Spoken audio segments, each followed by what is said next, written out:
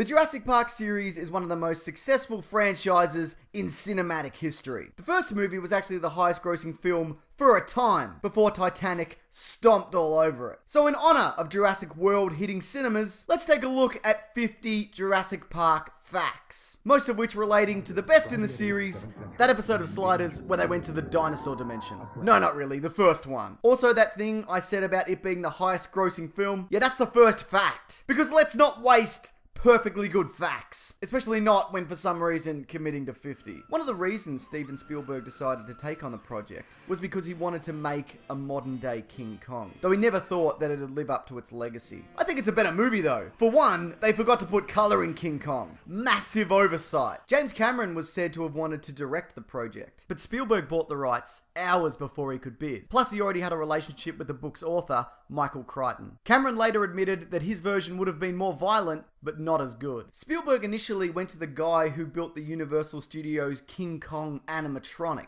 in order to see if he could create realistic, life-size dinosaurs. Despite this, he settled on Stan Winston Studios, who constructed, among others, a 12,000-pound animatronic T-Rex. Not like 12,000 English pounds, or maybe it was. It's hard to say, really. Initially, for the scenes that required full, unaided dinosaur movement, Go Motion, an updated version of stop motion, was to be employed. Spielberg's kids, they loved it, but he wasn't convinced and searched for ulterior methods. CGI was settled on after a skeletal gallimimus test was completed. When he saw this, Phil Tippett, who was in charge of the now defunct Go Motion, said, "I think I'm extinct." A variation of that line was used in the final film.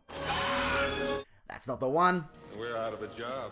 Don't you mean extinct? Yep, that's it. Before this, CGI had not been used to bring to life living, breathing creatures. Only effects, like the T-1000 from Terminator 2, and that stained glass window that sprung to life in Young Sherlock Holmes. A movie that nobody has heard of. Phil Tippett made himself useful by employing his stop-motion skills to input movement on electronic dinosaur models, which were then translated directly into a computer. In the end, Jurassic Park used both CGI and animatronics for a total of 15 minutes of dinosaur action. It breaks down to about 9 minutes of animatronics and 6 minutes of CGI. The animators took mime classes to get natural animalistic movements down pat, and they would even go out and replicate dinosaurs in the car park. Ha ha! What a dickhead! Animals like rhinos, ostriches, and elephants were also used for movement reference. Spielberg made the demand that dinosaurs appear in handheld shots, a very difficult task as opposed to using just static shots. In total, there were 50 CGI shots that required 3 rooms of computers just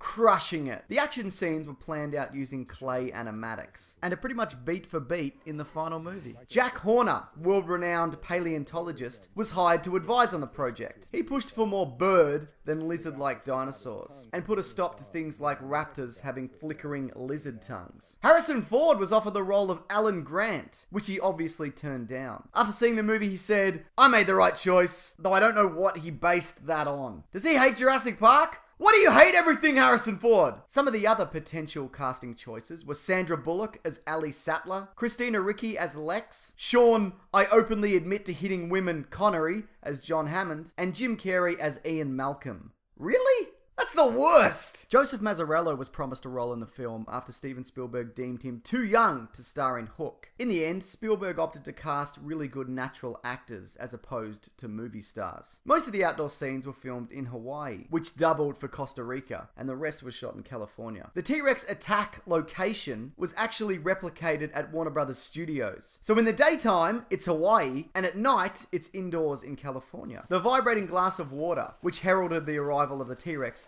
was the most difficult in-camera practical effect to achieve. It was done so by feeding a guitar string under the dash and plucking it. In sequences such as this, where the T-Rex is all CGI, water was filmed separately and then composited in. This was in order to blend the T-Rex in with its environment. The infamous guy gets eaten off the toilet scene had him subtly replaced with a CGI double as he gets chomped down on. And this guy was really excited about it. A real T-Rex would when he would yank him into the air and shake it to like break all the bones in his body so, you know, he can kill him and eat him. Yeah, okay, calm down, Psycho. The T-Rex wouldn't operate properly when wet, which is a shame considering it had an entire sequence in the rain. As it got more and more waterlogged, its weight would shift and it would begin to shudder, sometimes even springing to life when it wasn't being operated. But people weren't worried because it wasn't a real dinosaur. None of the dinosaurs were real dinosaurs. Despite this well-known fact, outrage was sparked just a few years back when this photo was posted on Facebook, jokingly claiming that this unnamed poacher shot and killed a Triceratops. Now, just so we're clear, that's director Steven Spielberg with an animatronic Triceratops, a breed of dinosaur that's been extinct since the late 1970s. Steven Spielberg provided the on-set vocals for some of the dinosaurs. That's pretty weird. In this scene, Lex's stunt double's face was clearly visible, so it was digitally replaced using digital face replacement technology, which by now most likely has a proper technical name. Probably Face Off. I don't know. The original end sequence had Alan Grant in the Jurassic Park lobby operating the T-Rex skeleton as a sort of marionette, and he used that to crush the raptors. The final action sequence of the T-Rex saving the day was added very late in the game, as Spielberg wanted it to have one more appearance, as he considered it the star of the film. In your face, Sam Neill! This actually makes sense though, because it just comes out of nowhere, like a goddamn ghost. How the hell does it sneak up on everyone? And how did it get inside?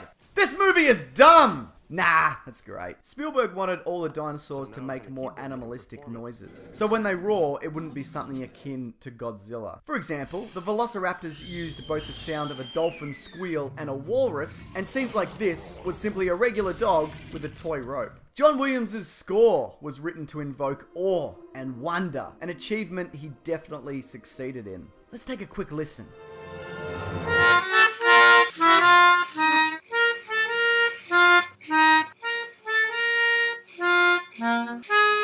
Like many of Spielberg's films, this wrapped shooting early, by 12 days in this case. This is often due to Spielberg's tendency to shoot longer shots, meaning there's less setup required. When the special effects were being completed, Spielberg began filming Schindler's List, which also came out in 1993. The film was cut in its entirety before any computer effects were added. Spielberg did this to ensure that he had an amazing film with or without the CGI. Spielberg took a break after this and Schindler's List. His next film would be 1997's The Lost World. His reasoning for directing a sequel, something he rarely does, was because he had such a good time on the first. Spielberg agreed that if there ever was a third film, he would hand over the directing reins to Joe Johnston, director of Captain America, I'm the Captain of America, and designer of Boba Fett. And he did! In the late 90s, there was a proposed Jurassic Park TV series called Chaos Effect that included dinosaurs that had been crossbred. Something we'll actually be seeing in part 4. The toy line was too far along when the series was cancelled, so we still got that. Total garbage, apparently. The fourth movie was at one point to feature human-dinosaur hybrids, a concept we will thankfully never see brought to life. Ha! Your ass Park!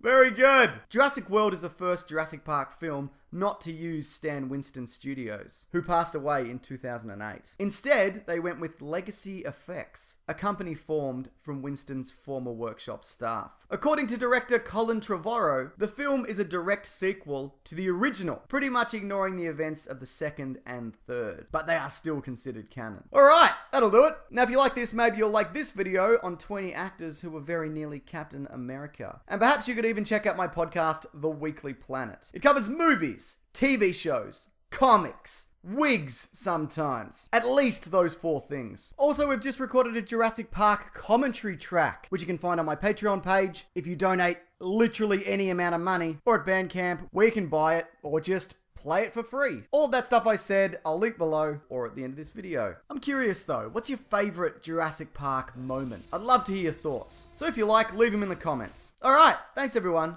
Take care.